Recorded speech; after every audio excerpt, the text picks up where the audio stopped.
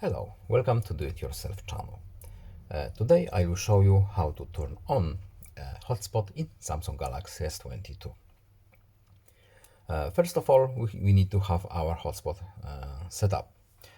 If we go to Settings, Connections, Mobile Hotspot, and here it is.